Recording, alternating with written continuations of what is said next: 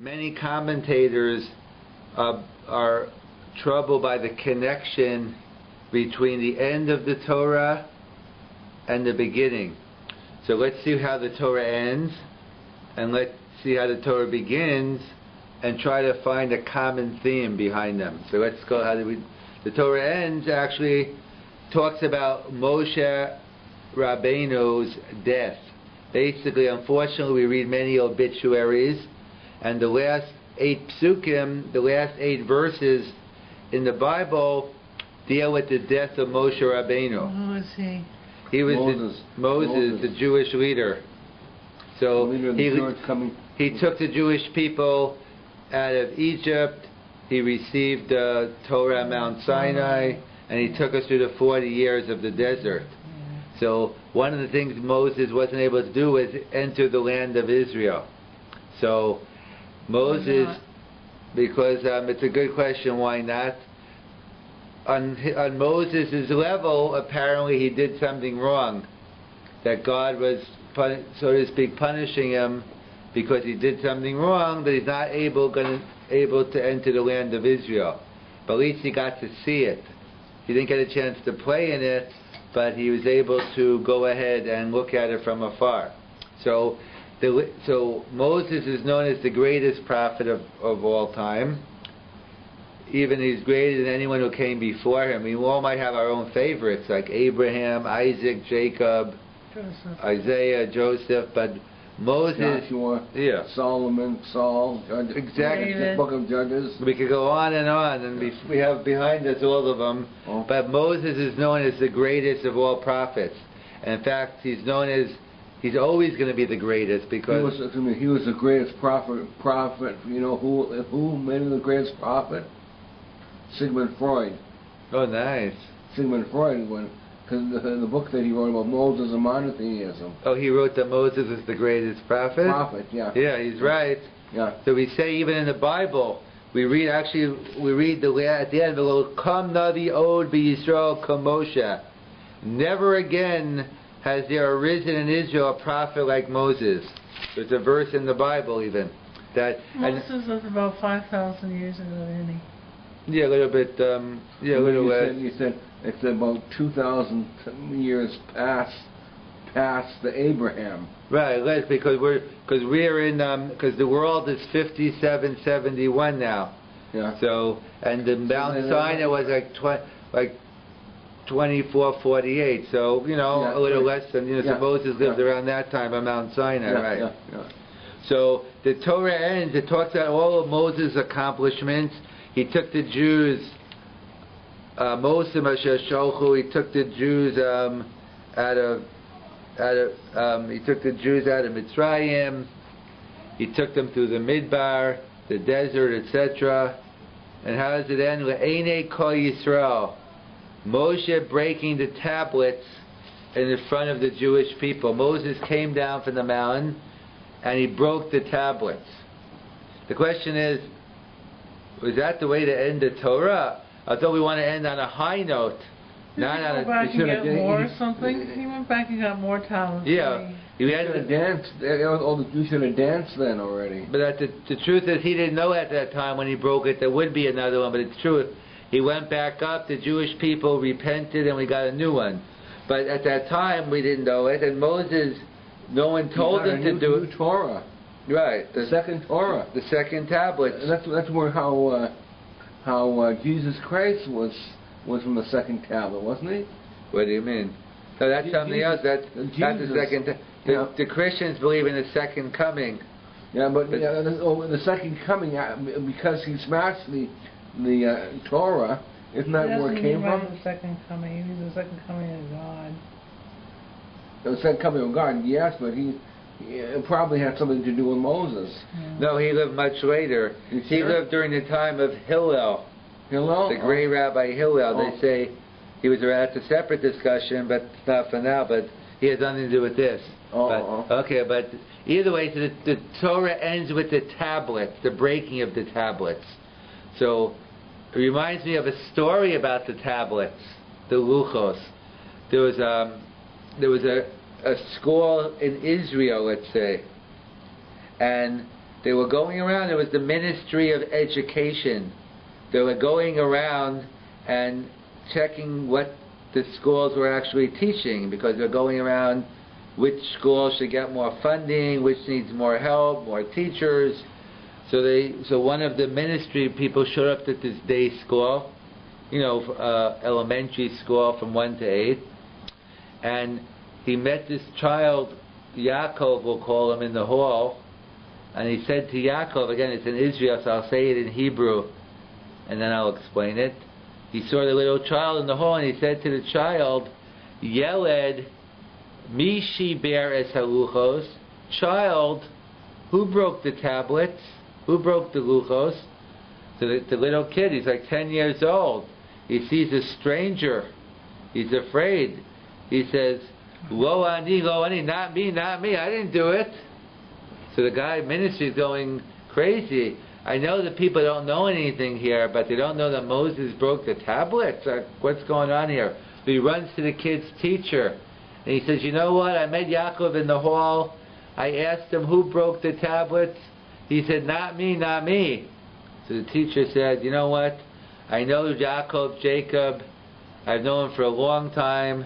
He's a very honest boy. And if he said he didn't break the tablets, you could believe him. He didn't do it. So the guy's going crazy now. It's one thing the kids don't know anything, but the teacher? So he runs to the principal's office and says, you know what? I'm going to put this in the paper. I'm going to make a scandal that the teachers don't even know, the students don't even know that Moses broke the tablets. And the principal's getting fed up with this guy. And he says, you know what? Just tell me how much they cost. I'll pay for them and just get out of here. So the point being is, it's just a joke. But the point being was, everyone knows one of the famous things in the Bible is that Moses broke the tablet. So, but what kind of way? Why did he broke the tablets? Because they were worshiping the golden. Oh, right, very good. Yeah. He came down. He was steaming. Yeah, he was up there studying with God, and he comes down, and instead of them preparing to accept the Torah, they're worshiping the golden calf. As the saying goes, silent golden. But my Rabbi used to say, silent is the golden calf. Because that's what happened. The Jews were silently watching the others do it, yeah? What happened with the new science already when they, in grade 6 or grade 7, they're talking about dinosaurs? Did anything the Torah say about dinosaurs? Very good. We'll get to that. Yeah. That'll be our next topic. Oh, okay. We'll get into how do we reconcile the world. Well, we say the world is 5,771, and science says it's millions of years old, if not billions. How do we reconcile, and what do we say about dinosaurs? Very good question, Bernie. We'll get to it. Yeah. So the Torah ends with the broken luchos, the broken tablets. So what kind of down off is that ending on that note? And then how does the Torah begin? The Torah begins, right, but even just before that, the first verses open up, Bereshis bara Elokim es hashamayim es haaretz. Basically, God created the world, the heaven and earth. But what are the first three words? It says, if I read it literally, it says, Bereshis bara Elokim. It says, the beginning created God.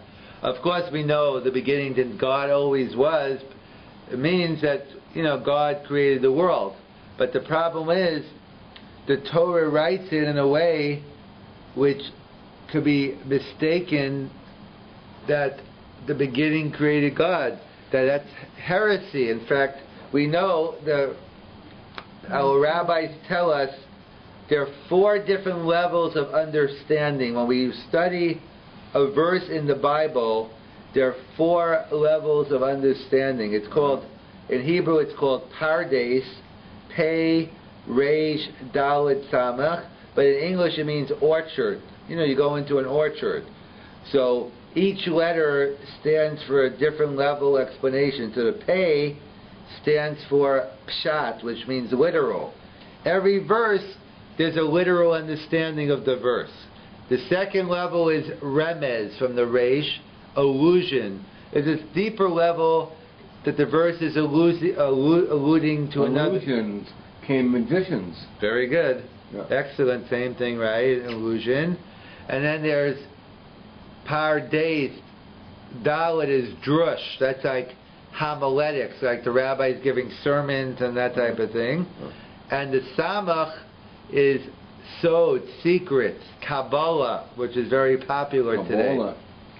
Right, so therefore, there are 4 levels of every verse. So the problem is, you would think that let's say when you're building, you're an architect, you're making the plans, and the builder's building a building. How do you begin? You begin with the foundation, with the basics, and then you work yourself up. And that was the story of the first apartment building? Right, go on. Because you said that they said they build the foundation. It must have been the first 2 or 3 or 4 story apartment building. Could it be? Right. Yeah. Interesting. Yeah. So they point out that if you're building something, you start with the basics and then you move up. But here, the first verse in the Bible, the Rashi writes, I can't understand this on the simple level. Eina mikrazu elu darshuni. I have to go to the 3rd level. In other words, why? If one thing, if I'm in the middle of the Torah, I've gone through some basics. Now you're teaching me something deeper. I understand it. But the first verse that you can't understand it literally. Why is that? Why is it that the Torah begins with the verse? If I read it literally, the beginning created God.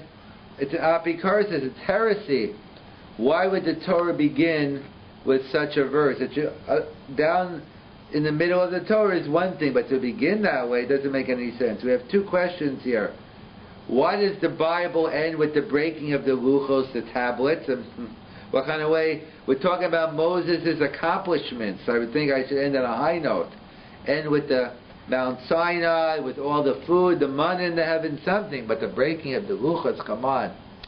And why does the Torah begin with a verse that can't be understood literally? So to understand this, we'll go to another verse in this parasha. At the end of creation on day 7, Shabbos, well actually let's go to the 6th day. The end of the 6th day it says, so after each day it says, and it was the 1st day, 2nd day, 3rd day, 4th day, 5th day, Vayera vayiboker Yom Hashishi. It has an extra letter. It should say Yom Shishi, Friday. It says the Friday. The with a huh. Yeah, so what's the Hashishi? So Rashi is bothered by it. And Rashi tells us, what is Hashishi referring to? So Rashi tells us, you know what? That when God created the world, He made a stipulation with the world. He said, if you accept the Torah on the 6th day of Sivan, that's the Yontav of Shavuos, when the Torah was given, if you accept the Torah on the 6th day of Sivan, then good, I'll keep the world going. If not, I'll destroy the world to go back to Tohu Vavo, nothingness, voidness, like it was before the world. And what happened in the beginning of with Adam and Eve? Okay, Adam and Eve, and they said there was a serpent, right? In the Bible. Very good. The Nachash. Is it an apple orchard? Was it the first worm in an apple orchard? No, so we'll see. We're going to get. It wasn't a worm, it was Right. a serpent. It was a snake, right? And we'll see. We're going to get into. A serpent. Remember that the Hebrew language, when some of the answers that are yes, no, or yes. Yeah, but here we're going to get. Maybe they made a mistake. Really, it was a word. No, so we get. No, so we're going to get into it. But our tradition, it was a snake, and not only was a snake. Yeah, snake, and also with a snake actually that stood up. It stood up like people, and because of what it did, it got punished, and it had to walk on its belly the rest of its life. So that's, we'll see. We'll get into that in the snake. Yeah, but it was a snake, and it was cunning, different, different opinions, but but the basic assumption was it was a snake. So very good. So what happened was, it says God created the world on the condition that 2,000 years later the Jews would accept the Bible on Mount Sinai on the 6th day of Sivan. That's why Hashishi. Yeah. The 6th day of Sivan. Yeah, yeah. And if not, the world will be destroyed. Yeah. Let me ask you something. Was the Torah received on the 6th day of Sivan? Yeah. No, it was going to be. But you know what Moses said no. Moses said, no Torah today. We're going to give the Torah tomorrow. And Joshua came down with the Torah. Yeah, we'll get. Well, he didn't come down with the Torah. We'll see. Moses transmitted over to Moshe, gave over the Torah to Yoshua. We'll see, right? Yeah, yeah. We'll get to that. Very good. Yeah. Another good point. Yeah, yeah. So the question is, why is the world still here today? God made a stipulation with the world that on the 6th day, if we accept the Torah, good. Mm-hmm. If not, here will be our burial. You know, the Jewish people, they knew about the planet more than the scientists know today. The old books that we used in Cheder, Klasman or something, the book story of the Jewish people, book volume 1, 2, 3, and 4. It says, and in grade 1 I remember taking this, the Jews, grade 1, the Jews said then the world was not in the billions of years, it only 1 million years. Right, in fact, we were right again, but the science is not right. We are right. Of course. Yeah, because we know it. Right, the Torah is always right. The question is either... You're right, it's always right. The Torah is always right. So when there's a conflict between Torah and science, there's only two options. Either science has it wrong, and they're always changing anyway, or science has it right, but we don't fully understand what the Torah means, so we just have to go back and study the Torah more and come out. But either way, the Torah being wrong isn't an option. That is correct. Isn't all chemists come from the Jewish people? Yeah, you have a high, not all, but you have a high percentage. Yeah. And the scientist says, yes, but if we don't know what happened to God, now we go past the. Oh, we found another planet. Did you know this week? Exactly. Yeah, that's what we'll get over there by Mars. Yeah, that's just like Earth. That's what we'll get to. We'll discuss that about. So when was Galileo? That's what we'll get into that when we discuss next time. Was Galileo Jewish? The rabbi would. I don't know. The rabbi would know that. Right. I think I said when we discuss the age of the Earth, we'll get into that next time. Yeah. So it's another good question. Just to come back here, come to full circle. So if the Torah wasn't given on the 6th day of Sivan, so how come it's still here? So the answer is, Rabbi Yaakov Kamenetsky, other great rabbis explained the Torah was given on the 6th day of Sivan. But it wasn't given until 7. The oral law was given that Moses on his own said, no Torah today. So you expect God to be very angry. What are you doing? I didn't tell you not to give it today.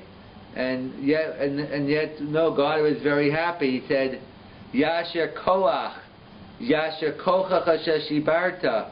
You've done well, Moses. In fact, that's the custom in synagogue. After someone gets honor in synagogue, you say Yasher Koach. That comes from here. Oh, is that what it means? God said to Moses, good job. So we're saying to that person, good job. You read from the Torah and you put the Torah, you read your father's name in the Torah. Absolutely. So that's where so really the oral law was given. Yeah. and that's what it's all about. In fact, when Rosh Hashanah falls out on Shabbos, do we blow the shofar? Yeah, no. No.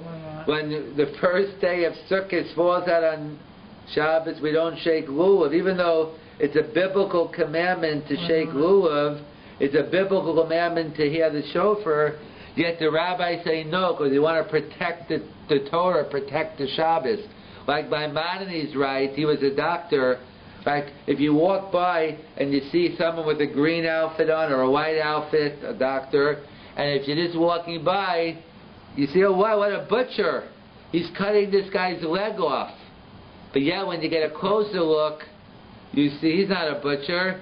He's a person had gangrene and he's saving the person's life. So certain times by destroying, you're actually saving. And that's what Maimonides writes here. Sometimes you have to protect Shabbos. The rabbis have the big picture in mind. It's true, this year the person's missing a leg. this person might be missing shofar, but the big picture it's kept, and that's the message here. Why does the Torah end on a down note? It's not a down note; it's an up note. The tablets, because the tablets represent the power of the oral law. That was Moses was able to. God said, well, "You did well. You acted well," and that's why the Torah begins with a verse that cannot be understood literally. Because we want to tell you, right? Don't think for a second when you open up the Bible and start reading, you're not going to have a clue what's going on. Of course, there is an understanding on a simple level, but if you want to really understand the 5 books of Moses, when you begin the Torah and end it, you have to look at the commentaries, the oral law, how the rabbis, how the classical commentators explain. And that's why it ends with the luchos, the tablets. That signifies the power of the oral law, and that's how it begins. You're talking about Rabbi Moses Maimonides. Right, very good. Moses, yeah. So he was the first Jewish physician, right? I don't know first, but he was one of the early ones, yeah. So you talk about somebody lost their leg, you were saying. So Rabbi Moses said that you have to cut it off. And then when they leave it on in those days. Right. I was pointing out that he was giving an example that sometimes doctors have to cut off parts of the body to save the body. And he said that too. Yeah, that's really. Yeah, my mind. He was well ahead of the game. Oh. That's a separate discussion. We could learn the Rambam.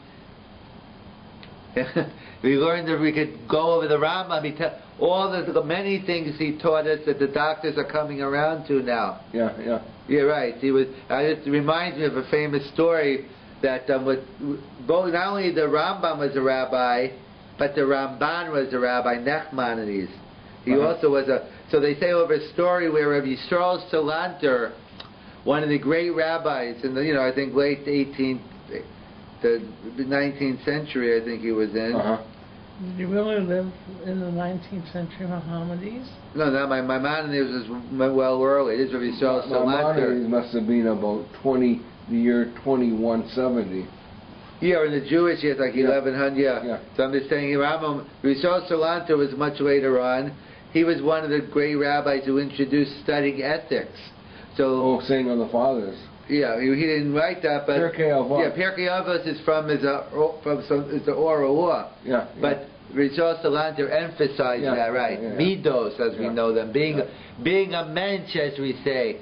So it goes like this. The story goes that he was going into a town, and there was a very poor person who invited Rishon Salanter to join him. So okay, that's fine. But the problem was, this is a very poor person. He didn't have any food. That they had 2 pieces of bread. If he would go, he would be taking his last piece of bread. And the halacha is, you can't go and take a poor person's last food. You have to save it for him. So he's in a bind. On one hand, he couldn't say no. The person would be embarrassed. He feels he's already afflicted with poverty, and the rabbi doesn't like me. He's not going to come eat by me. So he didn't know. On the other hand, if he goes, he's going to take his last piece of food, so he was stuck. So you know what he told the guy? He told the guy, my doctor said I can't eat this food. Okay, so if the doctor said it, I understand it. So okay, that was fine. So but then the student, after he left the next morning, or the next day, the student said to the Rebbe, or Yisrael Rabbi, you're big into ethics. How did you lie to this guy? You told the it was a good lie you told him, my doctor said it, but it wasn't true. He said it was true. My doctor is Maimonides, and Maimonides writes it's usher to take the last food of a poor person.